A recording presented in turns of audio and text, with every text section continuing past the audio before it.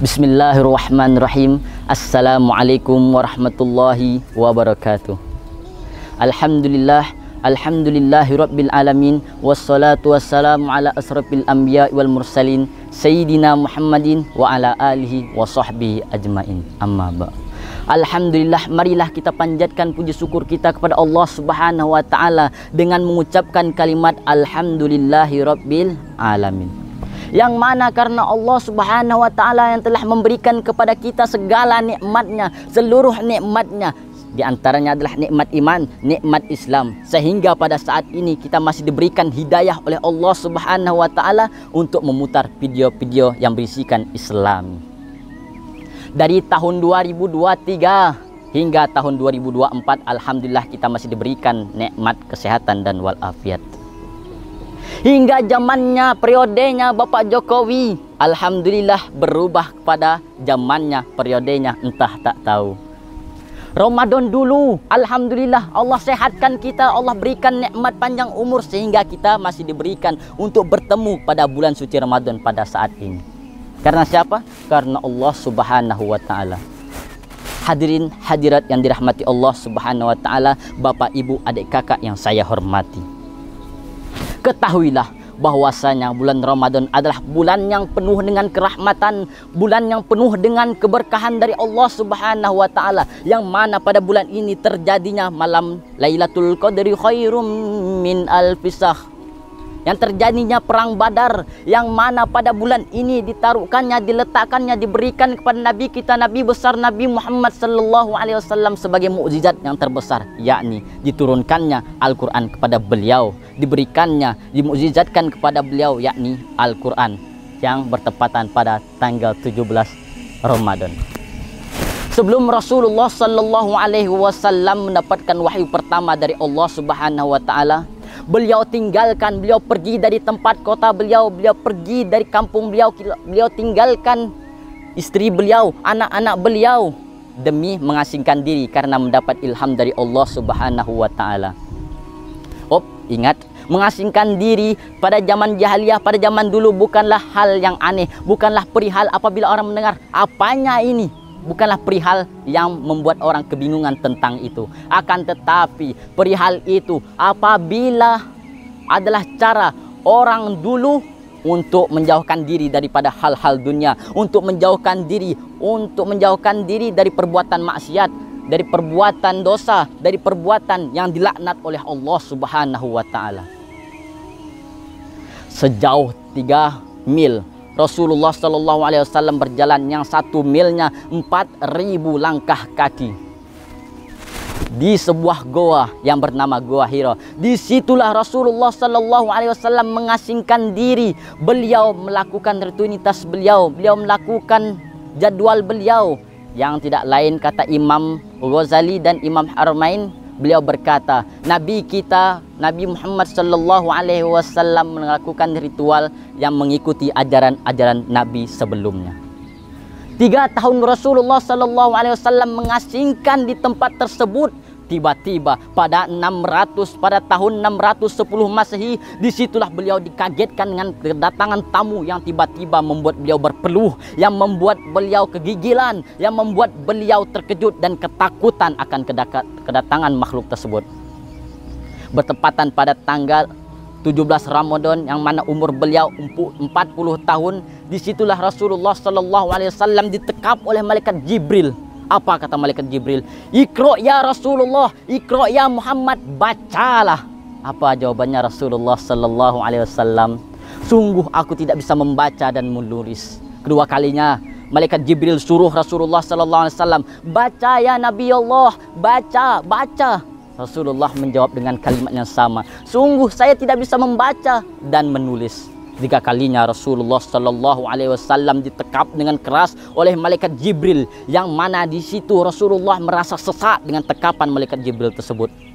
Langit, gelapnya malam menjadi saksi, bebatuan seakan-akan mendengar, menyimak tentang percakapan obrolan mereka berdua, yakni makhluk yang mulia di sisi Allah Subhanahu wa taala.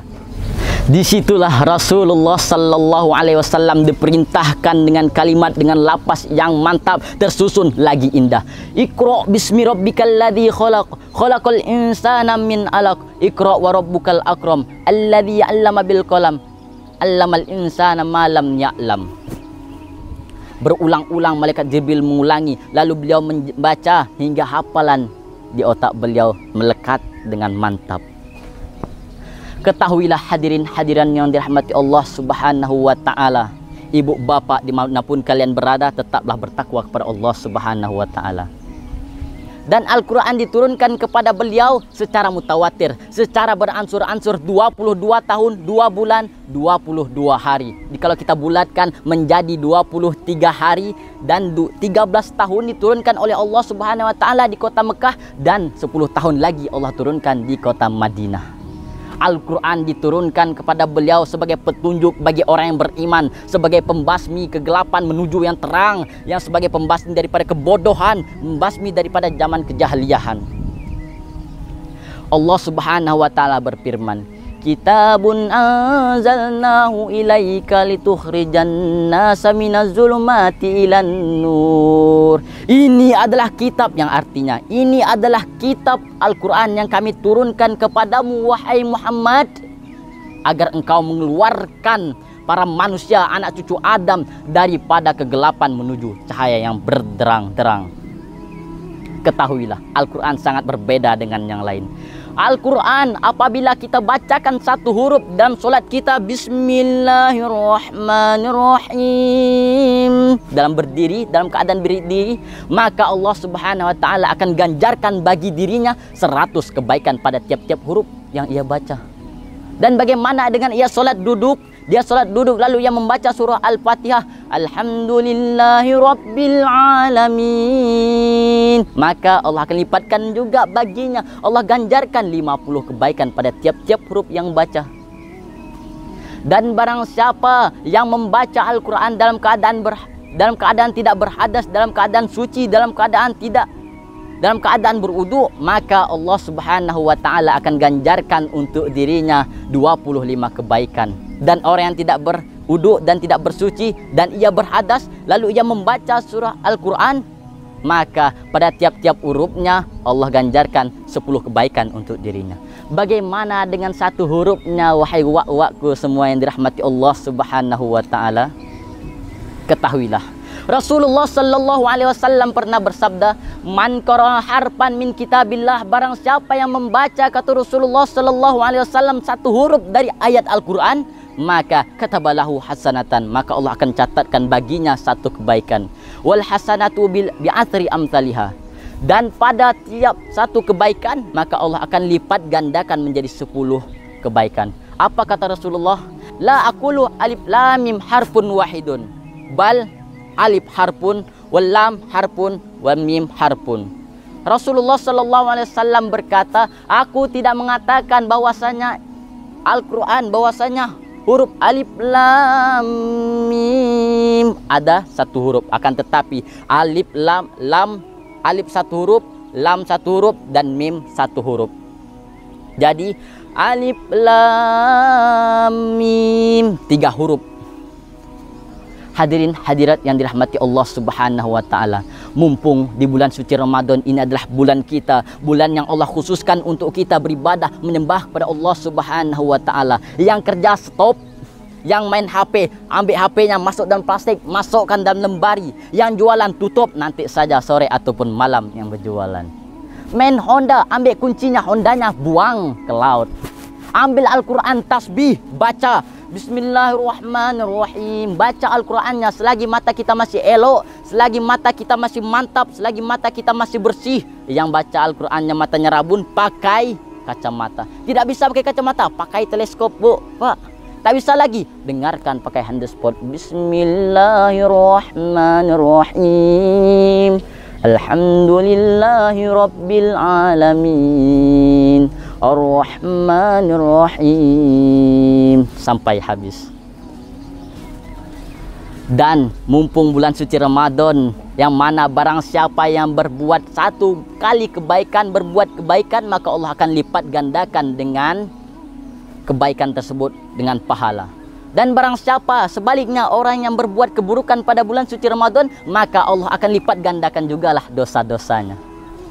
Ibu, bapak, hadirin, hadirat yang dirahmati Allah Subhanahu wa taala. Kita sebagai orang yang beriman, marilah kita tuntun, kita junjung anak-anak kita untuk membaca Al-Qur'an, untuk pandai dalam membaca Al-Qur'an. Dan kita sebagai orang yang beriman, marilah kita tingkatkan takwa kita kepada Allah. Kita beribadah kepada Allah Subhanahu wa taala mumpung pada bulan Ramadan, khususnya pada bulan ini dan umumnya pada bulan-bulan yang lainnya. Dan salah satunya perbanyak membaca Al-Qur'an. Karena afdalu ibadati ummati, kata Rasulullah sallallahu alaihi wasallam, tilawatul Qur'an. Sepaling abdolnya, sepaling mantapnya, sepaling eloknya ibadah umatku, kata Rasulullah, adalah membaca Al-Qur'an. Sekian dari saya, intinya perbanyak beribadah, membaca Al-Quran, sedekah, zikir, selawat. Siapkan diri kalian, siapkan bekal kalian menuju akhirat kelak. Takutnya kalian menyesal. Ingat, wakafa bil mauti mauizatan, dan cukup dengan kematian sebagai nasihat. Sekian dari saya. Wabillahi taufik wal hidayah.